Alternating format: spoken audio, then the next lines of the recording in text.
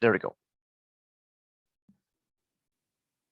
Welcome everyone to our weekly history seminar. This is our 7th week of the term, and it gives me a great pleasure to welcome our guest speaker today. We originally planned this to be in person, and unfortunately that could not take place as a result of the restrictions still imposed by the pandemic, and hopefully I will be able to meet Gema in person very soon. Gema is assistant professor of Latin American history at Loyola University, Chicago, and currently a Marie Curie Fellow at the Freiburg Institute of Advanced Studies in Germany. Her research deals with questions of violence, religion, gender, and state formation in Latin America, with particular focus on Mexico.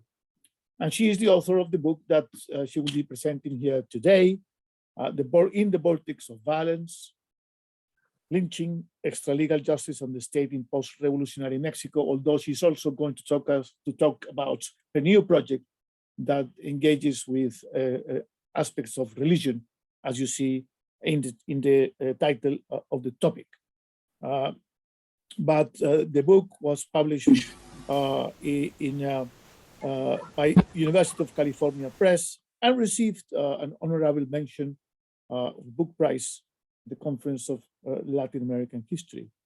He's also a lead editor of the books Violence and Crime in Latin America, Representations and Politics, published by University of Oklahoma Press in 2017, and Human Security and Chronic Violence in Mexico, New Perspectives and Proposals from Below by Porrua in 2019.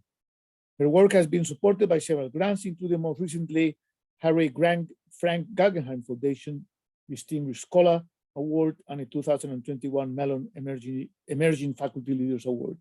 So welcome, Gema, to our seminar, and the floor is all yours. Thank you for being with us today. Thank you, Eduardo, for this presentation. And I want to begin by thanking you and Professor Alan Knight for the invitation and for the opportunity to share my work at Latin American History Seminar at Oxford. Indeed, I wish it could have been in person, but I look forward to meeting colleagues in the future in person. And I also really want to thank everyone for joining me today. I know these are rather difficult and troubled times. So the presentation I am about to share with you is based on some of the main findings. Sorry, let me just, okay, here. Of some of the main findings and arguments of my first monograph, which, as was mentioned by Eduardo, was published in 2020 by University of California Press. In the Vortex of Violence examines the uncharted history of lynching during the formative decades of Mexico's post-revolutionary period from 1930 to 1960. Based on the analysis of over 300 cases of lynching and the revision of a wide variety of historical sources, including letters of complaint, security reports, local and national newspapers, and works of art, the book analyzes lynching as an expression of the dynamics of coercion, negotiation, and resistance characterizing Mexico's process of state formation. It further shows the impact that religion, perceptions of crime, and mythical beliefs had in the organization and legitimation of this practice. In this sense, the book argues for an understanding of lynchings as significant political acts that were neither random nor isolated, but were instead intimately connected to long-term intra-community conflicts, people's understandings of deviancy and dangerousness, as well as to citizens' conflictive and at times explosive interactions with the state. As the first book to systematically investigate the history of this practice in Latin America, the book departs from scholarly narratives that have construed lynching in the region as a recent phenomenon, an expression of state authorities considered absent or in crisis due to unfinished processes of democratization and rising levels of crime. Instead, the book shows that in the context of post-revolutionary Mexico, lynchings did not signal an absence of the state, but the presence of state authorities that were considered abusive, arbitrary, and illegitimate. More so, I argue that lynchings were part of a larger repertoire of extralegal forms of violence that perpetrated by citizens as well as by public officials, including mayors and police officers, were either tolerated or openly promoted as a means to attain justice. In the hundreds of cases I have analyzed, lynching emerges as a collective, public, extralegal, and particularly cruel form of violence aimed at punishing individuals considered threatening or offensive by members of a given community. In the Latin American context, as well as in Mexico, a lynching may or may not end in the victim's death, but it always entails brutal and visible uses of violence, including the mutilation, hanging, and burning of the victim. In contrast to the history of lynching in the United States, lynchings in post-revolutionary Mexico were not primarily informed by race or by racial tensions, although they were racialized in particular ways by media and official discourses that refer to these acts as an expression of the so-called backwardness and ignorance of indigenous communities. Similar to historical lynchings in the United States or to contemporary cases in countries as different as Guatemala, India, and South Africa, lynchings in post-revolutionary Mexico were a means to exclude people that threatened the status quo, as well as to reassert the imagined moral, political, and religious boundaries of given communities. In this sense, victims of lynching included socialists, Protestants, common thieves, so-called witches, as well as police officers and abusive politicians. While most victims of lynchings were male, perpetrators included both men and women. Women play a particularly active role in the dissemination of rumors leading to lynchings, and they also participated directly in the commission of these acts, thus complicating traditional gender notions of passivity, domesticity, and victimhood associated with women. Today, I would like to focus my presentation on the role of religion in the organization and legitimation of lynching. While other chapters in the book examine lynching in relation to state formation, perceptions of crime, and mythical beliefs, I wanted to take this opportunity to reflect on religiously motivated lynchings, as these cases connect most directly with the work I am developing at the moment on the contentious relation between religion and violence in 20th century Mexico.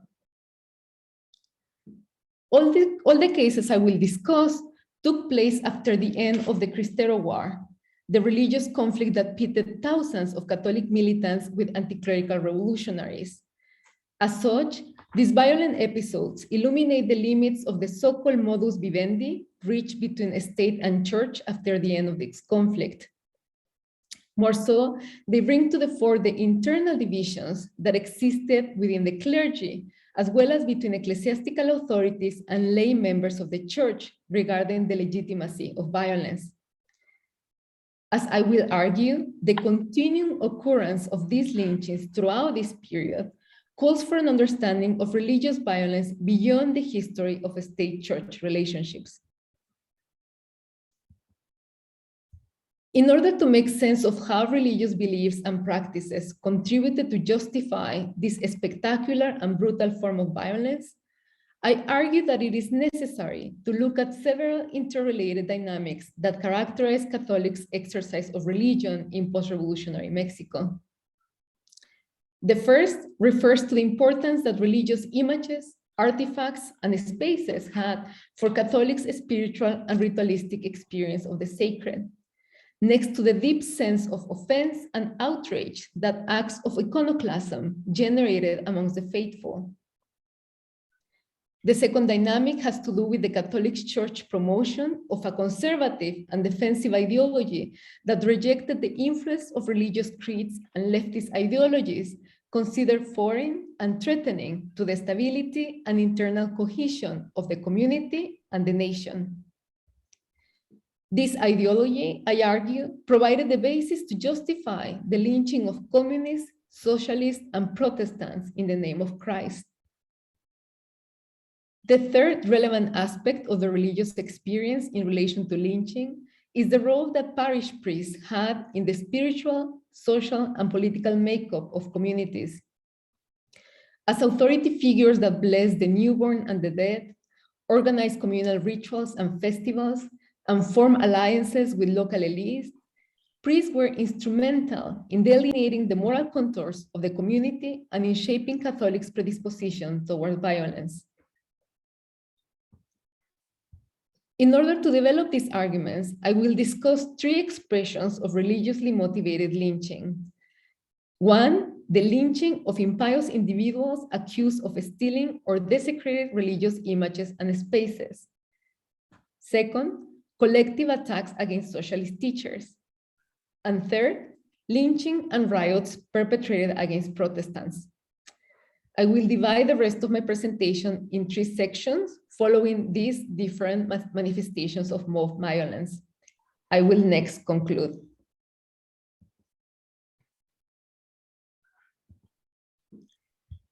In October of 1931, Catholic villagers from the town of Trapacoyan in Veracruz set fire to the municipal building and killed over a dozen public officials. The anger of the perpetrators was such that they decapitated some of the victims after killing them. National daily La Prensa described the incident as an expression of, quote, the seditious activities of some fanatics, end of quote, and explained the attack was organized in retaliation for the burning of saints that municipal authorities carried out days earlier inside the town's church. A couple of years later, in May of 1933, in the neighboring state of Tlaxcala, a group of villagers dragged a male prisoner out of the municipal jail. After torturing him for several hours, villagers rang the church bells and proceeded next to hang the victim from a tree in the town's main plaza. The man had been imprisoned a few weeks earlier after neighbors accused him of stealing valuable religious ornaments from the church. Distrustful of the willingness of local authorities to give the thief a proper punishment, villagers decided to take justice into their own hands, killing the man with unheard cruelty. Newspapers and government officials were quick to refer to these and similar examples as proof of Catholics' so-called fanaticism, ignorance, and proclivity for violent and irrational conduct. A closer examination of these and similar cases reveals, however, these events were neither sudden nor the result of pure religious frenzy. Instead, their occurrence needs to be understood in the context of Mexico's revolutionary anti-clericalism and Catholics' fierce defense of spaces, symbols, and objects they regarded as sacred. During the first 3 decades of the 20th century, hundreds of churches were closed down, occupied, damaged, or destroyed by government officials as part of the defanatization and secularization campaigns promoted by post-revolutionary elites. Similar to the anti-clerical violence of Republicans and anarchists during the Spanish Civil War, post-revolutionary leaders incorporated iconoclasm as part of their mission to defanatize the Mexican people. As argued by historian Adrian Banges, by burning and destroying religious symbols and by desecrating churches, these leaders not only sought to assault the political and economic influence of the church, but also to undermine religion's symbolic power. The enduring authority of the Catholic Church, together with the centrality that religious artifacts and spaces had for Catholics' experience of the holy, meant that these policies faced substantial resistance. Throughout the 1930s and 1940s, fears and rumors regarding the potential expulsion of priests, the closing down of churches, and the robbery or destruction of religious images prompted riots, lynchings, and other forms of collective violence. Even though Lázaro Cárdenas' presidency promoted a more conciliatory approach towards the religious question by the end of the 1930s, the persistence of anti-clericalism at the regional level, together with Catholics' past encounters with revolutionary Jacobins, contributed to the perpetuation of religiously motivated violence. Although not all of those who engaged in acts of blasphemy were Jacobins or anti-clerical ideologues, for instance, people accused of stealing religious images often acted more like small-time thieves than anti-clerical revolutionaries, Their doings were equally offensive for the religious crowd. Both mainstream and more sensationalist newspapers presented religiously motivated lynchings as the result of a master plan orchestrated by the higher ranks of the clergy. They further presented these killings as the result of the backwardness and ignorance of indigenous and rural communities that had for too long lived under the influence of the Catholic Church. Nonetheless, evidence suggests religious violence took place not only in the countryside, but also in urban settings, and involved the participation of both indigenous and mestizo Catholics, who in many cases acted with the financial support and complicity of local elites. No, bugger. More so, the influence of the clergy in the organization of lynching was more nuanced and certainly not part of a top-down strategy. Although bishops' antagonistic position towards the state's anti-clerical policies contributed to legitimate the use of violence in the eyes of Catholics, the influence of the church was most clearly manifested in the behavior of local priests who adopted a belligerent stand against the government's anti-clerical policies. Parish priests play an essential role as local agents of the church and as mediators between communities and higher ecclesiastical authorities. While pledging obedience to the Mexican episcopate, in practice, priests often disregarded or remained ambivalent towards the hierarchy's call for moderation. The intransigence of some parish priests next to the religious and political influence at the local level did not escape rural teachers who time and again complained with the federal government about the priest's ability to agitate the faithful. The next section considers these factors in the context of the explosive responses that socialist education encountered in several communities of Mexico.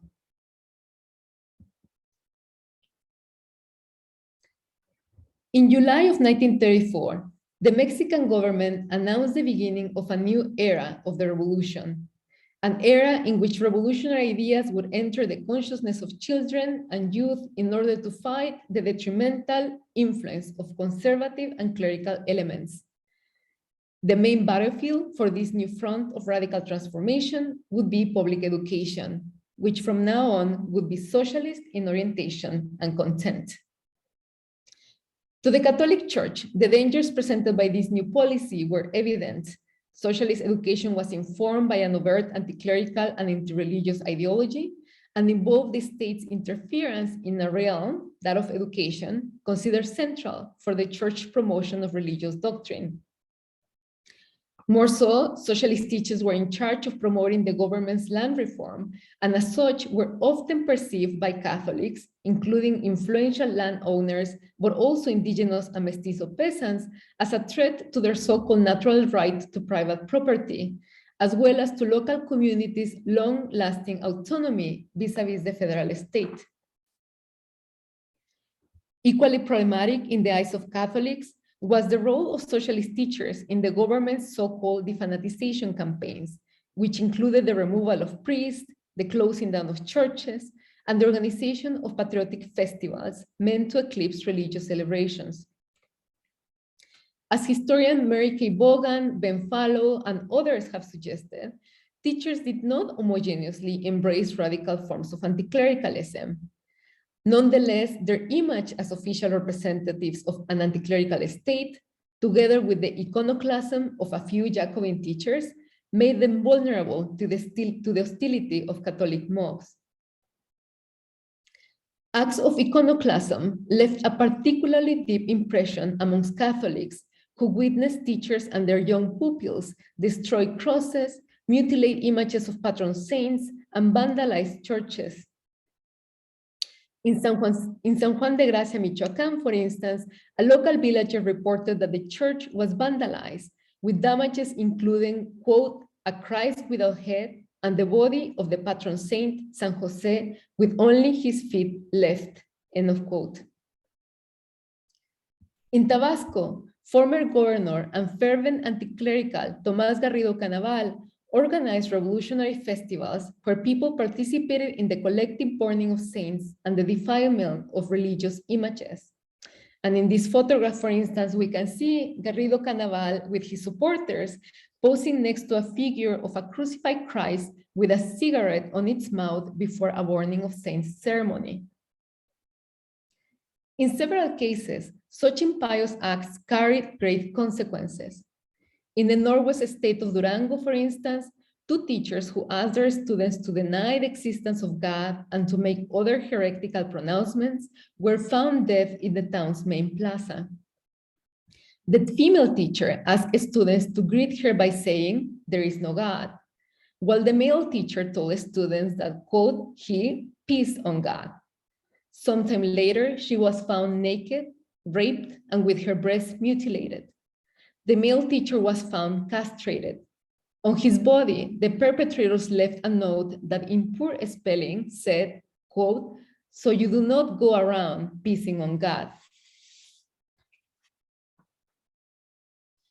Catholic mobs and groups of vigilantes responded to teachers' defilement of religious symbols, not only by threatening them with violence, but also by mutilating and marking their bodies. In November of 1935, for instance, 3 teachers were killed in different towns of Puebla by a group of vigilantes. One of the teachers had his head practically dismembered with a machete blow. The other 2 were shot. Clemente Mendoza, a Catholic vigilante who led the attack, was executed by a group of federal police officers after the incident. Among his belongings, the officers found a prayer of penitence that read, quote, "Merciful Jesus, wash away my disgrace, clean my sins by your cross, by your death, by my Holy Mother of Guadalupe. Forgive me. I do not want to fight, nor live, nor die, if it is not for your church and for you. Long live Christ the King." End of quote. Similar to other self-narratives of violence articulated by belligerent Catholics, Mendoza's prayer was exculpatory and invoked an understanding of martyrdom that blended the figure of the martyr with that of the hero, who is not only willing to die, but also to kill in the name of Christ. The mutilation of ears was salient amongst the forms of violence used against teachers, as well as hangings and to a lesser extent, burnings. At a symbolic level, the cutting off of ears can be interpreted as a way to denounce the government's deafness towards those that oppose socialist education. On a more practical level, this brutal marking of the teachers' bodies allowed perpetrators to send a message to a broader audience. For instance, a picture of 2 female teachers published in 1935 by national newspaper Excelsior, which showed them wearing heavy bandages around their heads, sent a powerful message to others regarding the potential cost of imparting socialist education. As my recent work suggests, however, the image of suffering teachers could also undermine the Catholic cause and feed into an official discourse that presented religious actors as fanatic and inherently violent, while portraying socialist teachers and by extension, government officials as martyrs who died in the defense of the nation and its modernization. A clear example of this can be found in a collection of lithographs commissioned by Mexico's Ministry of Public Education by the end of the 1930s, which vividly represented the killing of several teachers at the hands of Catholic vigilantes. In one of these lithographs, titled Professor Juan Martínez Escobar, the spirit of a young teacher is shown pointing at his murderer. The teacher is accompanied by hundreds of peasants whose eyes wide open offer testimony to the crime. The assassin, in turn, is shown with a malicious expression, holding a knife in his hand and wearing a mask of a suffering Jesus. The underlying message could not be clearer. The teacher was the real martyr, while the deceitful Catholic was merely an assassin who hid behind the image of Christ. Violence against socialist teachers declined considerably after 1938. The resistance that socialist education encountered at the local level contributed to the government's decision to moderate its anti-religious and anti-clerical policies. During the following years, the state's relationship with the Catholic Church would not only become less antagonistic, but would in fact become increasingly collaborative. However, this detente between state and church did not put an end to religious violence.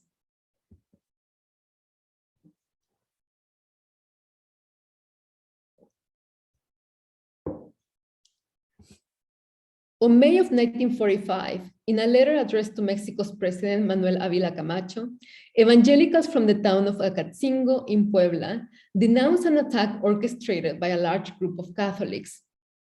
The group had broken into their homes and assailed several members of their church.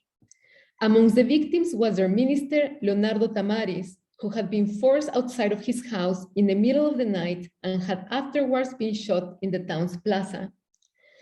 The group of Catholics had also forced their way into the house of Dr. Juan Montiel with the intention of killing him.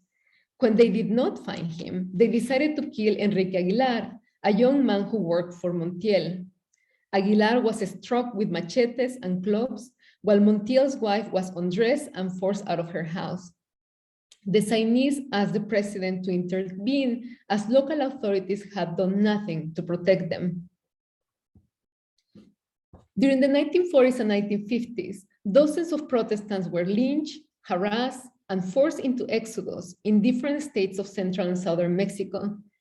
Echoing the dynamics of violence against socialist teachers during the 1930s, attacks against Protestants were perpetrated by both spontaneous mobs as well as by armed groups of vigilantes, some of which identify as members of the National Synarchist Union, a right-wing, nationalist, Catholic organization founded in 1937.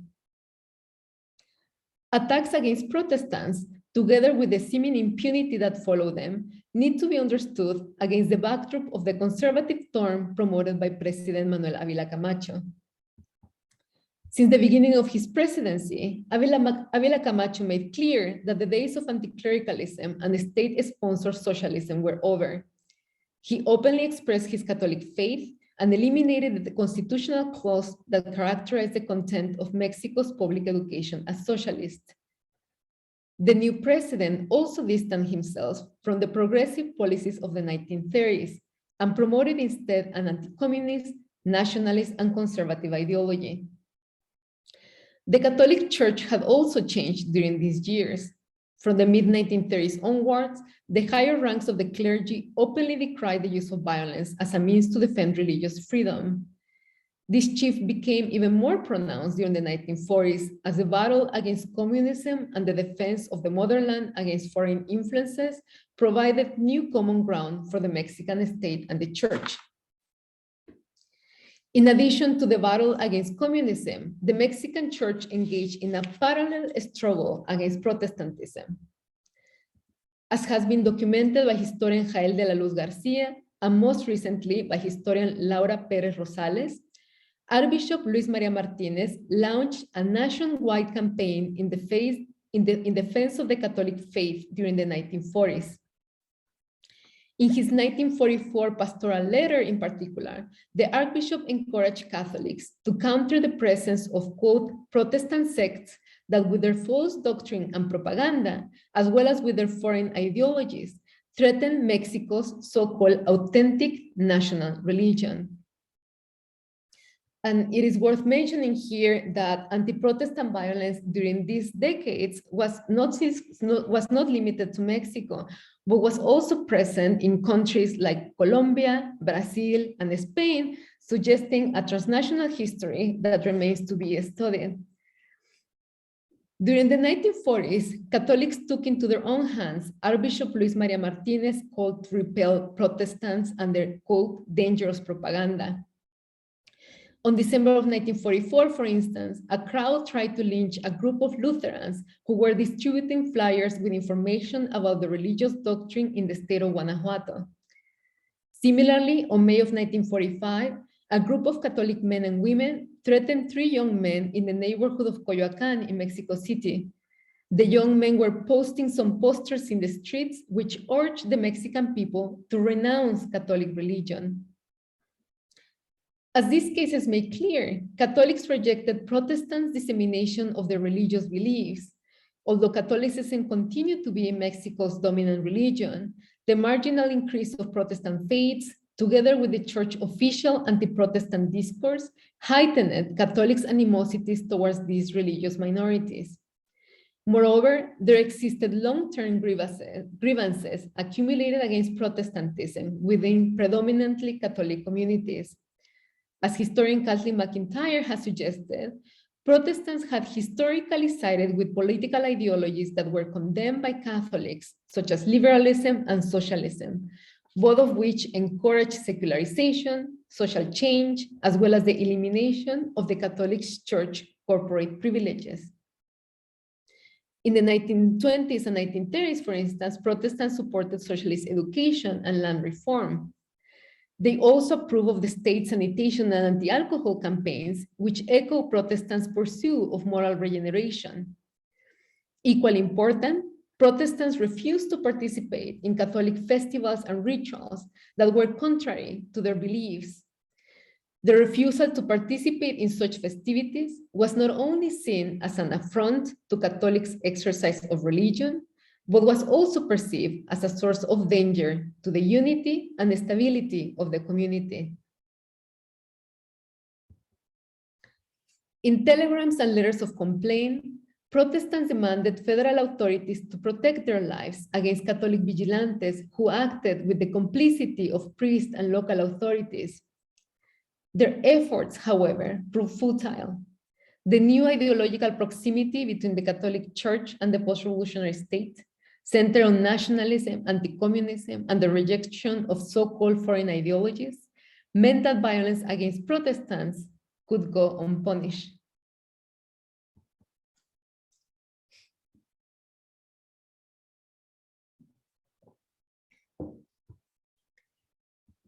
As mentioned at the beginning of my talk, scholarly literature has by and large examined lynching as a recent phenomenon in Latin America, an expression of state authorities assumed to be absent or in crisis.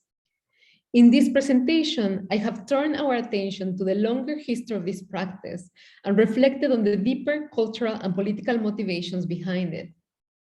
In particular, and through the analysis of several cases perpetrated against impious individuals, socialist teachers, and Protestants, I have examined the central role of religion in legitimating lynching in post-revolutionary Mexico. Rather than an expression of state absence, religiously motivated lynchings were an expression of Catholics' resistance towards the presence of state authorities that were perceived as illegitimate, abusive, and heretical. They were furthermore directed against people who were perceived as a threat to the imagined moral, economic, and political integrity of their communities.